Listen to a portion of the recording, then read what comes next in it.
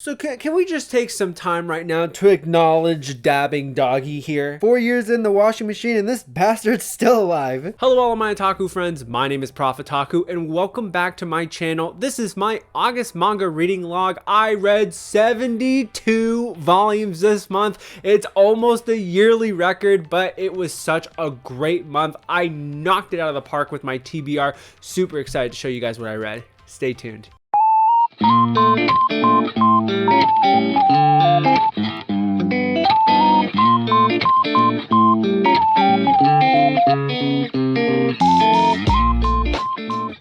So of course, as always, no spoilers. I will never tell you guys what specifically happened, especially in later volumes. Also, I will start this reading log with my favorite series, and I will end with some of the stuff that I finished or just dropped. So stay tuned to the end to find out maybe some things you should avoid. So let's start this reading log with my second most anticipated release of 2022 behind World End Solte, and that is Yokohama Kadashi Kiko, the deluxe edition by 7 Seas. So for those of you who don't know what this manga is about, it is about a girl right here who is actually a robot. She resides in a small cafe on a coastal city, and it's basically her going through the days as the end of times is near. There is global warming, some sort of big environmental impact that is causing sea levels to rise, and so it's just a slow, quiet life towards the world's demise. But even with this dark scenario, this is actually one of the most calmest, beautiful slice of life series that I've ever read. Now, let me tell you the formula to a perfect slice of life story. Lovable characters, very interesting episodes, and using the world that's created to its advantage. So what I mean by that is that all of the episodes in this series are based off of this apocalyptic world. Even though it's a really calm series and there's not really a lot of action going on, what we see here is a beautiful encapsulation of family and friendship and looking out for each other, but also environmental impacts as well. It's really well written. The progression of the story is fascinating with all the introductions of characters to continue to expand this world. With this manga being printed in 1995, I don't think anybody expected this to get a printing in 2022, but we have it now, and I highly recommend everybody pick this up because this is just an absolutely phenomenal release. Now, the next series I want everybody to put on their radar is Yakitate Japan. I read volumes 1 to 10. I just picked this series up this month, and let me say this about Yakitate Japan.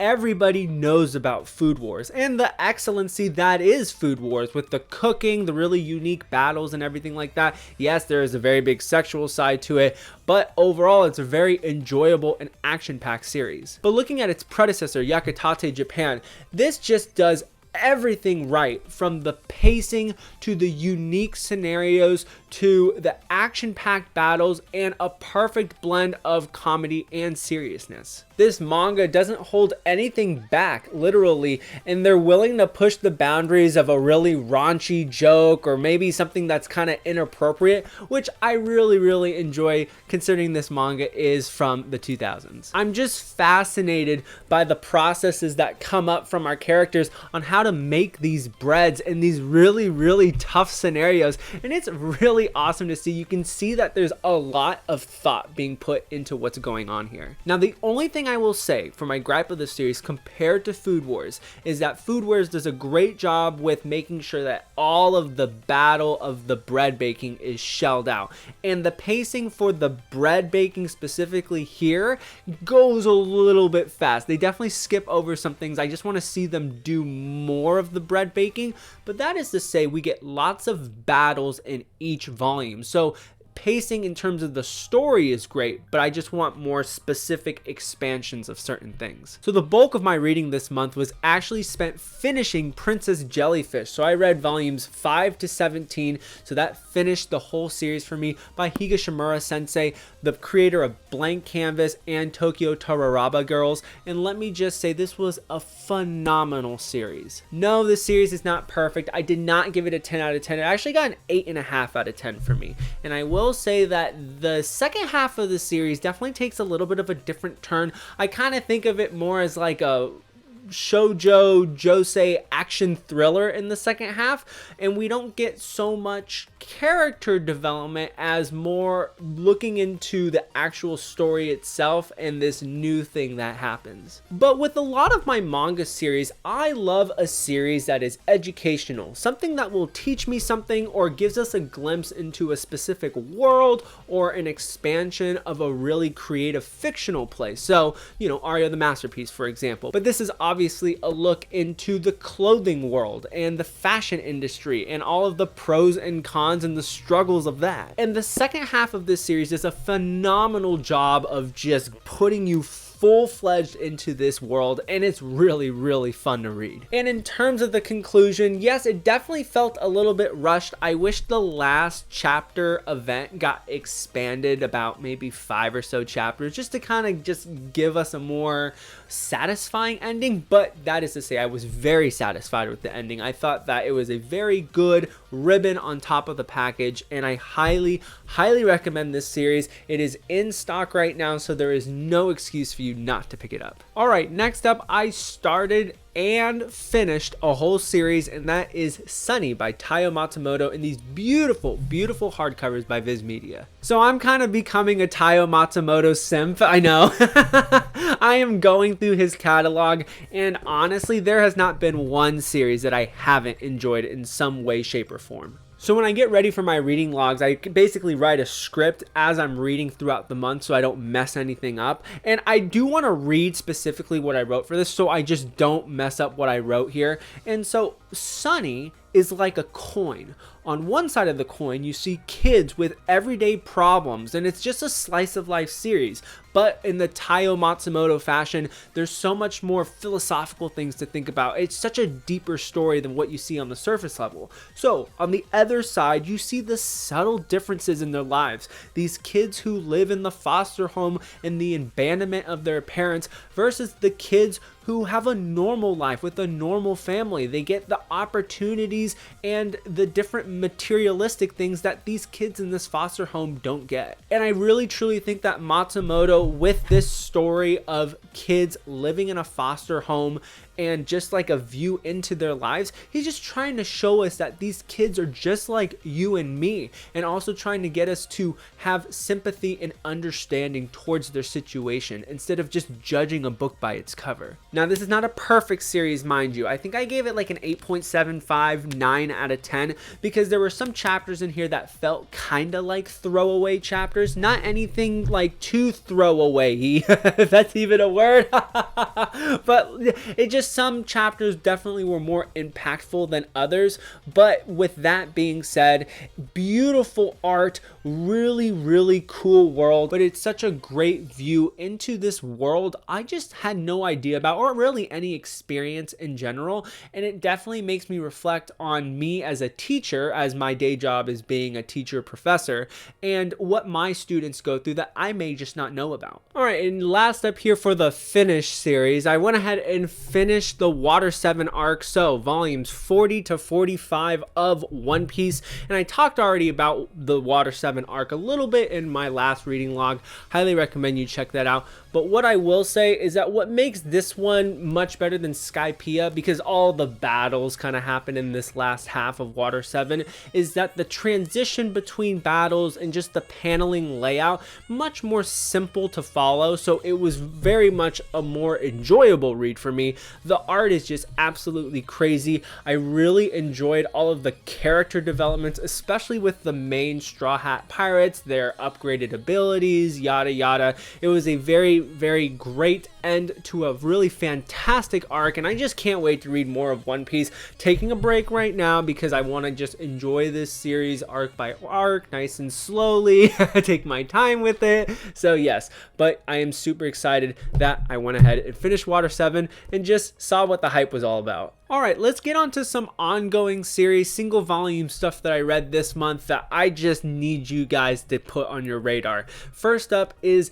Dead Demons Destruction, Volume 11. We've got one more volume for this series, and oh my gosh, when I say that this volume right here put this manga into my top 15 manga of all time and cemented Inio Sano as a top mangaka, and also cemented this as probably one of his top 2, if not top work that he's ever done. I'm not lying to you. All of the craziness that has been building up for the last several volumes just came full pedal to the metal right here, and it was just absolutely so sick. I'm just gonna leave it at that because I don't want to spoil anything. But if you want a slice of life, supernatural sci-fi look into society with themes of racism, immigration, human rights, but just put in a way that's super digestible to the reader, this is a perfect manga for you.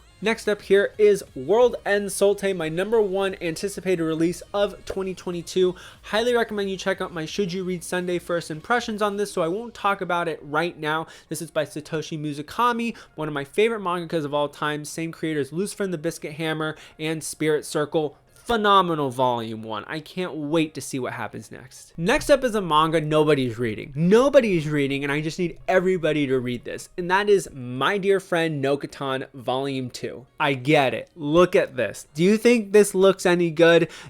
Yes and no. I mean, this is supposed to be a meme manga. It's not meant to be taken seriously at all. You've got a girl here who's a former delinquent. She's trying to turn over a new leaf in high school. And then you have this girl named No-Katan who is a deer, and she is just dumber than a sack of bricks.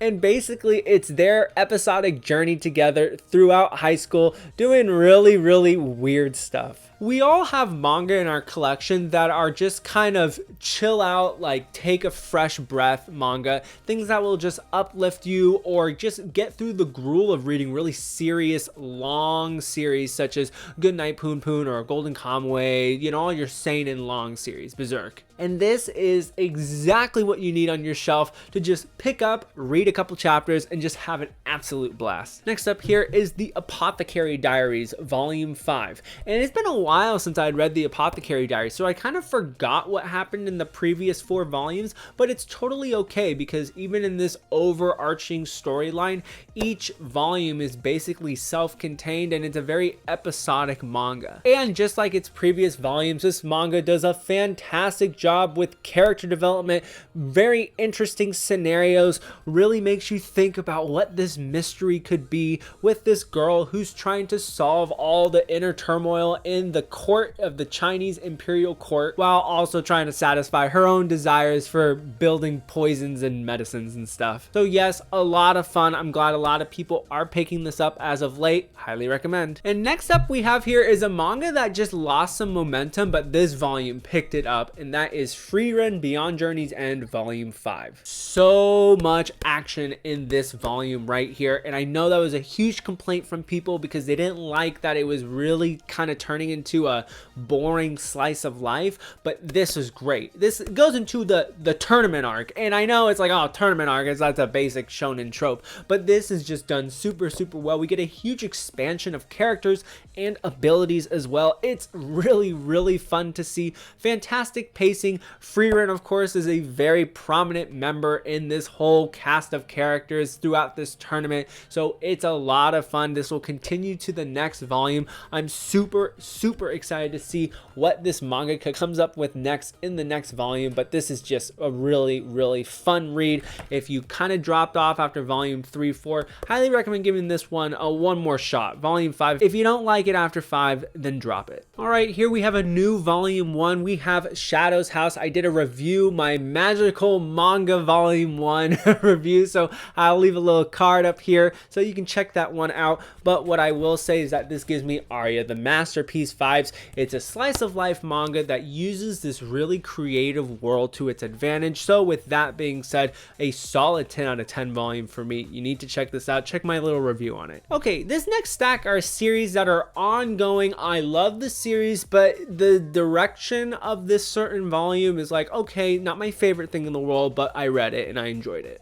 So first up, we have My Dress Up Darling Volume 6. This is new material after the anime, in case you didn't know. And this was a very much a cosplay volume. We get a lot of stuff about cosplay, no real character development in terms of the romantic relationship. But you know what? That's okay, because I still enjoyed seeing the different cosplay scenarios happen. We get a new character that gets introduced, and they are such a really, really fun character, a really unique perspective on cosplay, which keeps this series really fresh. So yes, I still enjoy Dress Up Darling. I highly recommend you give this volume a read. Another volume 6 we have here is A Man and His Cat volume 6 by Square Enix. And let me say about A Man and His Cat, this manga has turned into like a really dark, depressing manga with like a little bit of cat on the side to help like uplift us from this depressing life that our poor Mr. Kanda like leads.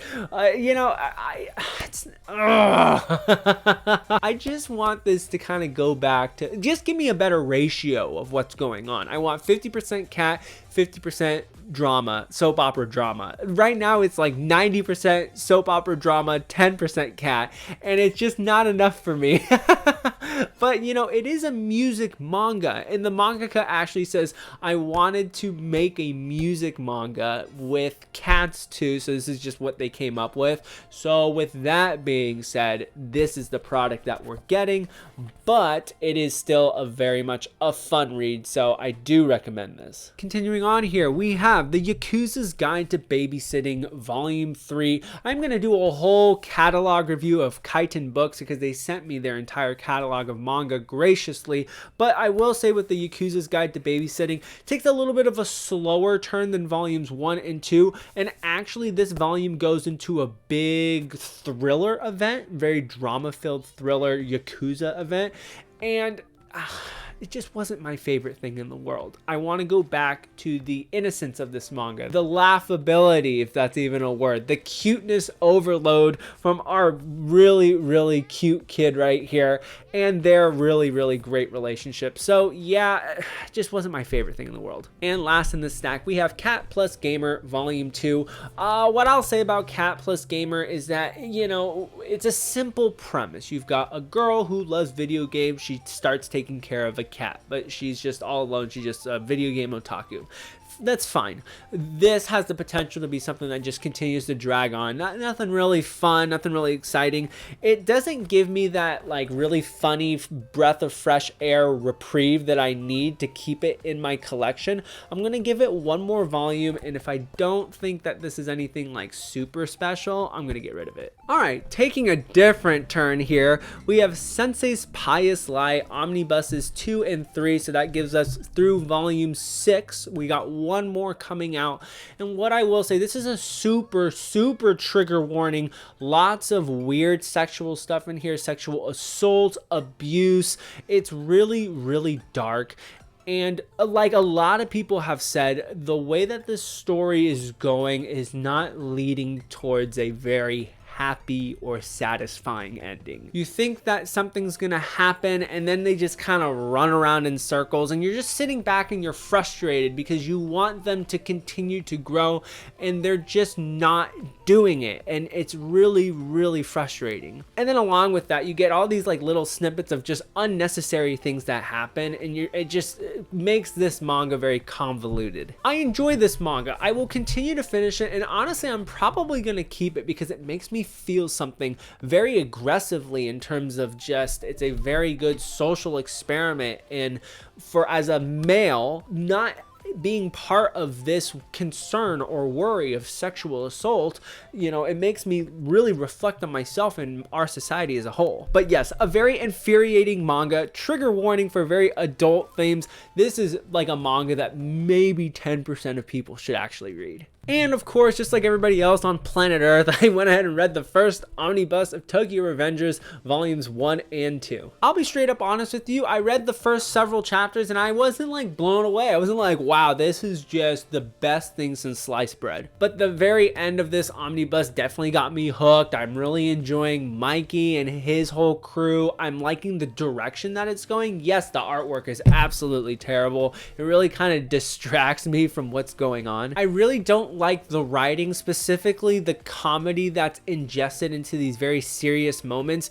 It's just unnecessary. This is just a serious manga, and I think it should just stay in that direction. But yeah, I have Omnibus 3-4 coming in the mail, so I can't wait to check that out and, you know, see what this series is going to continue to do for me. Okay, here are 2 volumes, and I'm not going to talk about too much here. We have the Aiden Deities No Only Peace Volume 2, a great accompaniment from Volume 1. I've really enjoyed this series, very underrated series. I recommend you check out my first volume review of this manga. It was definitely something I didn't expect to enjoy. And also I read Reborn as a Vending Machine, Now I Wander the Dungeon Volume 1. So this is a 3-volume light novel series. Yes, it's about being isekai'd as a vending machine. I'm not going to talk about this right now because I'm going to save it for a special video, so just get ready for that. But yeah, this one was interesting. Okay, the rest of the manga from here on out are things that I read. I wasn't blown away. I'm very much hesitant, on the fence about. So whether it be it's going to go in a good direction or a bad direction. So first up here, we have Welcome Back Alice, volumes 2 and 3. You know, this just makes me uncomfortable. You've got these high schoolers, and there's a lot of drama and like thriller aspects to it, but a lot of it is just a lot of sexual things. And with high schoolers sexual stuff, it's just really weird to read. And it's just, I get what he's trying to do. He's trying to expose his personal life, Shuzo Oshimi's life, like struggling with all the sexual things in his life, but it's just really weird. Like, I don't know if I'm gonna continue to read this. I'm gonna give it 1 more volume, but yeah, it's just not my favorite thing to read. Next up here, we have Phantom of the Idol Volume 1. I recommend you check out my first volume review of this manga here, but it's just okay. It has the potential to be great, but I don't think it's anything special. I do have the second volume, so I'm going to give it 1 more volume. It's basically about a girl who is a ghost. She's a former idol, and she possesses this guy who is an idol, but he really doesn't want to be an idol. So comedic hijinks, you know, you get to learn a lot about the idol world, but it's nothing too special. And a new series that I'm starting to read is Bungo Stray Dogs. I read volumes 1 and 2, and I'm continuing to read it up through this month as well. It's just not blowing me away like I thought it was going to. The premise is super cool. You have this detective agency, and everybody's got all these different powers, so you're solving mysteries, and that's really, really cool.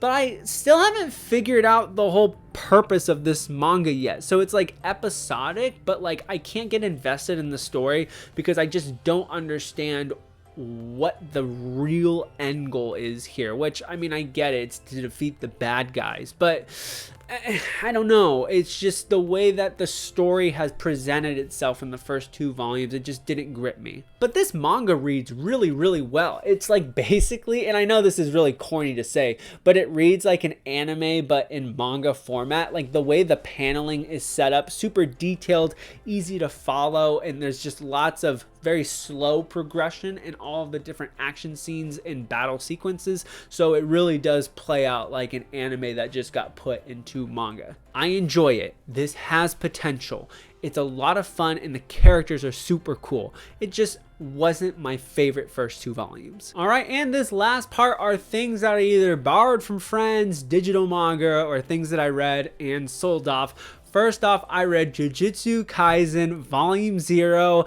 and I know because I have slandered Jujutsu Kaisen on this channel. I dropped the manga after 7 volumes. I thought it was just the most cookie cutter thing. I hated the way that the mangaka had written out the story with the way that they cut out specific things. And look, I read Jujutsu Kaisen 0 and they did the same exact goddamn thing. And look, the manga was fine. It just felt super rushed. Like everything happened so fast compared to the Mappa movie that came out. I think Mappa did a great job with expanding things out, slowing things down, getting us to ingest digest the story. I mean, when we think about the whole premise of JJK Zero and like the final battle, in the movie we get a real great immersion into this bad character, but in the manga we get like 5 pages and bam, final battle, and you're just like, what the hell?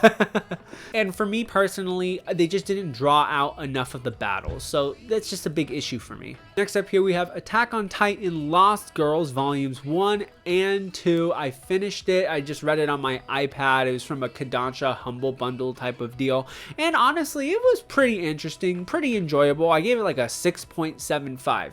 The first volume goes into an Annie story, and then the second volume goes into a Mikasa story. And with the Annie story, I think the biggest issue for me was that I just wanted to know more about Annie, and it was more about Annie just solving this mystery than about Annie. So yeah, that volume just fell short because there just wasn't enough grasp into her character. Now looking into volume 2, I enjoyed that a lot more. It was cool to see a different side of Mikasa, especially her growing up, and we get an expansion more into when they were children, Mikasa and Eren. There were kind of redundant themes that were from Attack on Titan, but overall I thought it was pretty interesting. So not the greatest thing in the world, definitely not something I wanted to collect, so I'm glad I read it on the iPad.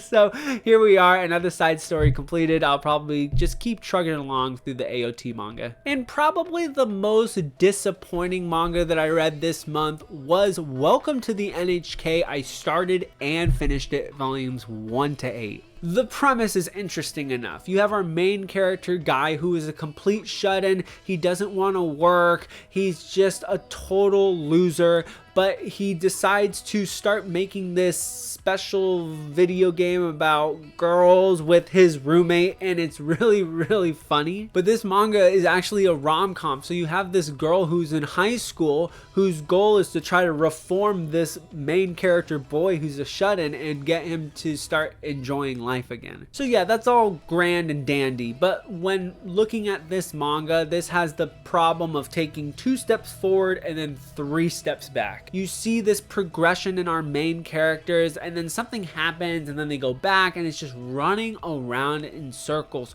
and it got really frustrating basically by like volume 5 or 6. And then they just started adding really confusing elements, really dark elements to kind of enhance the story, but like it was just way too much. And then in the last volume, just like everything kind of just like gets reformed in like 5 chapters, but then like everything is just crazy. And I finished it and I just went, what the hell did I just read? So this manga is trying to present a theme, a viewpoint into a really depressing scenario of like inner turmoil, trying to like find yourself in our society where it's basically this, our life is fighting back against us, and we're just trying to just overcome it and become good people and just respectable people in society. And then it tries to mix in all these comedic elements with them making that special game and yada yada yada. But the execution of the last 4 volumes just really ruined the series for me. Very disappointing, because honestly I think it's a pretty good series. It's just not bad. I mean, it had like an 8.3 from me up until like volume 7, and then 7 and 8 put it all the way down to like a 6 out of 10. I was like, it's here, I read it. So yeah, maybe with this one, check out the anime for it. I think people enjoy the anime a lot, but for me, there's just too many problems with the end of this manga. So that is it for my manga reading log for August. My goal is to read past 72 volumes this month, so we'll see what happens, but it was a great month for reading. I have a huge stack of ongoing series that I need to get through. If you saw my haul in August, you know what I'm talking about. So probably won't get through a lot of completed series like this month, so this was a really fun month for me to be able to just knock some things off that TBR list. As always, if you enjoy my videos, please hit that like button, tap that subscribe button, hit that notification bell so that you know when more of my videos come out, and I will see you in the next one. Take care now. Bye-bye.